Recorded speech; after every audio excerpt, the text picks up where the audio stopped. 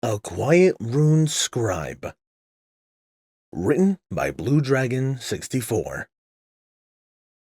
Chapter 9.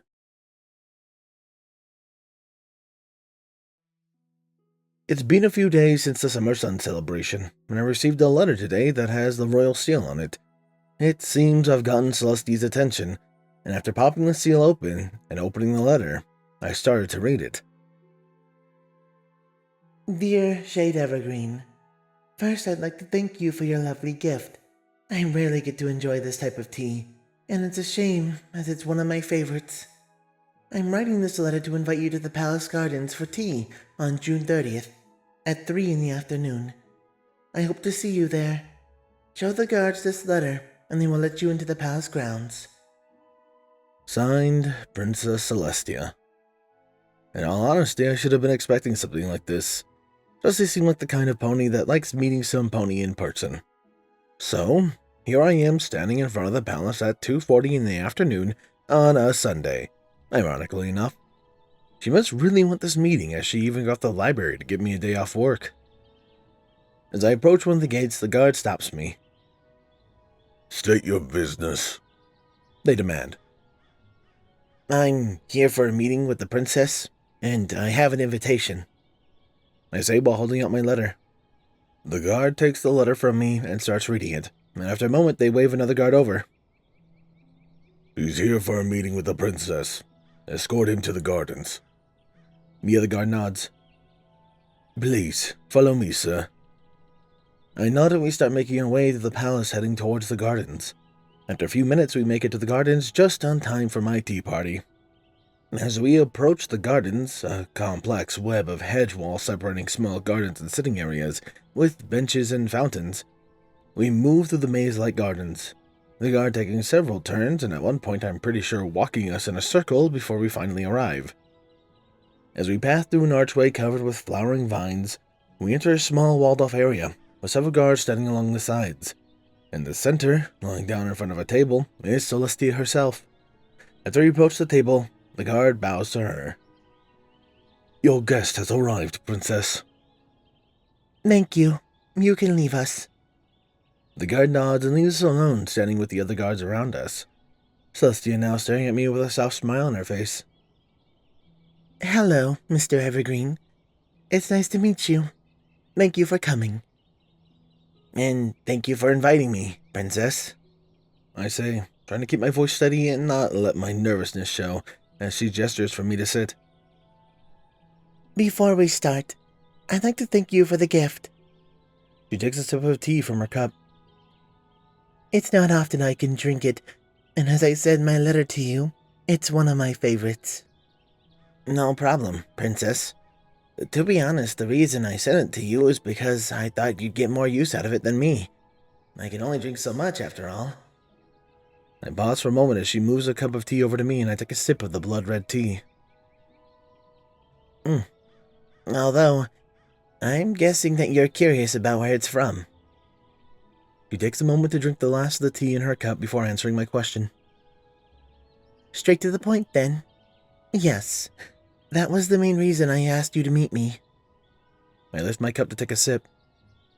And I'd also like to hear the story behind that, if that's okay with you. You seem to have noticed my TK field. Well, for the first thing, it might be best to show you, if that's all right with you, princess. She nods. That's fine. After she agrees, I take a small bag of seeds and a small pot of dirt out from my saddlebags and place them on the table in clear view, still raising an eyebrow at my choice of items and also not having used my hooves to take them out from my bag. So that's what you're doing. I must say, I don't think any pony I've met has really ever tried to use their magic like that. I pause at this. Really? I think you'd have met at least one other pony that thought of the idea. She lets out a soft chuckle. Yes, you'd think so. But to my knowledge, I haven't. Do you mind telling me how you accomplished it? Hearing her question, I stopped setting up my demonstration to answer. Well, when I was young, around 6 or 7, I think, I saw one of the other ponies my age, a unicorn, holding on to something with their magic, and a thought came to mind. I don't even remember why I had the idea in the first place, but I thought that if a unicorn could lift something with magic, and I had magic to pick things up, why couldn't I do the same, and float them too? So after that, I'd spent hours practicing trying all kinds of things, and after a few months, I succeeded. I stopped to drink some tea to whip my drying throat. I presume you couldn't lift much at the start. She asked as I drank my tea. You'd be right, Princess. At first, I could only lift pebbles and twigs a few inches away from me, but with time and practice, my weight capacity and range has increased. Cecile now had a much more pronounced smile on her face. It is rare to find a pony that experiments with their magic. Most don't seem to have the motivation. What's the most you can hold now, if you don't mind me asking? Not at all, Princess. Right now I can hold around 300 pounds at 10 feet. Although, after that, how much I can carry decreases the further away it is. And I have found that recently, its growth has leveled out. That's very impressive for a pony your age. Most unicorns can only lift 100 or so when they are adults. Thank you, Princess. I also brought my notes on what I remember from what I have found out through the years.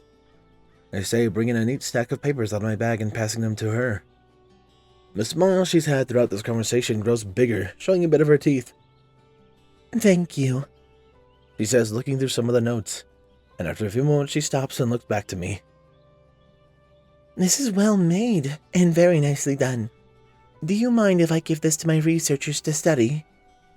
Not at all, Princess. They are yours to do what you want with. She nods before motioning a guard over and giving him my notes.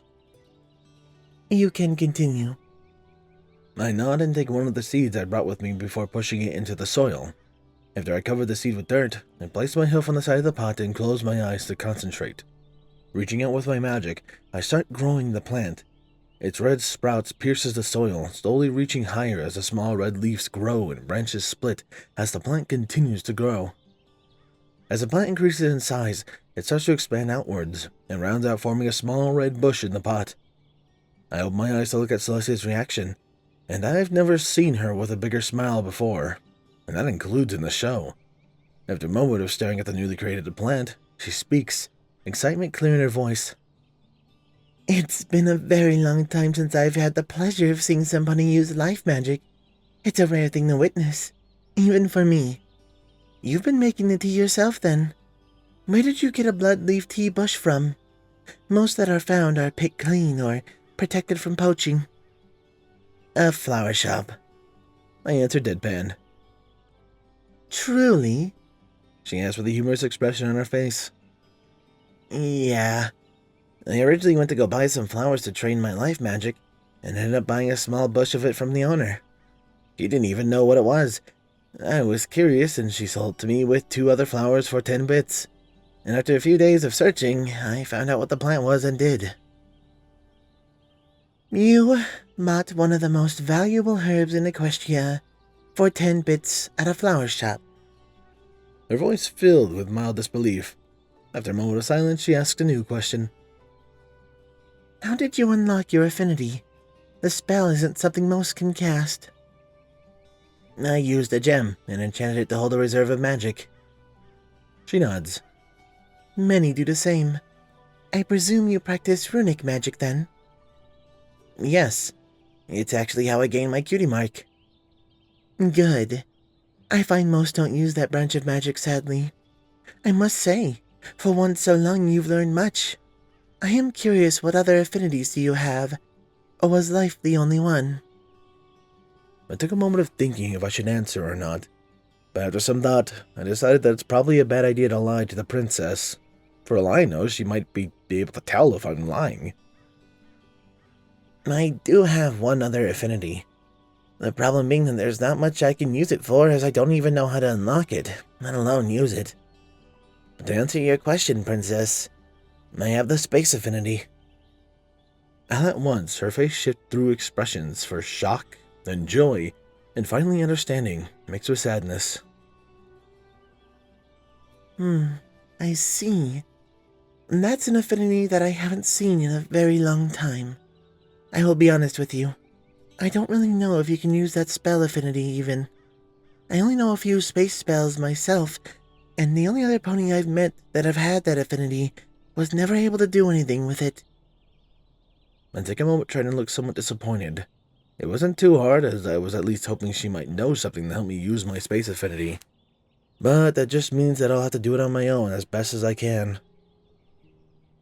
That's fine, Princess. I still have the life affinity after all, and that's proving useful enough. After my words, she regains her smile. It's good to have some optimism. I feel most tend to get caught up in what they don't have, instead of what they still have. There's a few seconds of silence. Moving on, what are your plans for the future? Most likely, the same as it's always been. Apprenticing at the library, continuing to learn magic to research and experiment with. Really? That's all? I would think you'd want to become a researcher. The notes you gave me alone are probably enough to secure you a job and some notoriety with others. Well, to be honest, I'm not the kind of pony that likes attention. And while my current apprenticeship isn't glamorous, I enjoy it. And to be blunt, I just don't like the idea of fame. I much prefer my quiet life as it is. That's also the reason I never sold any tea. Hearing my answers, her smile fully recovers. Well, sadly we're almost out of time, and I have duties to attend to. But if you don't mind, I'd like to ask a favor from you. Sure, Princess. What do you need? Would you like to send letters back and forth? She lets out a small laugh at my surprised face. I enjoyed our talks, and hope to do so more in the future, if that's all right with you. It'd be an honor, Princess. Thank you. And have a good day, Mr. Shade. She stands up picking up my plant. A guard will show you out. A guard moves to stand not far away from me. I nod. Thank you, as well, Princess. And the same to you. Once again, following a guard through the gardens and the palace before we return to the gate. As I walk home, I think about the conversation I just had. Well, that wasn't so bad, if nothing else. She's nice. It's kind of odd now that I think about it. I'm going to have to go back to work tomorrow like this didn't happen. As I reached my room and took a shower, I couldn't help but think I forgot something. After eating dinner, I prepare for bed before thought strikes me. She stole my plant!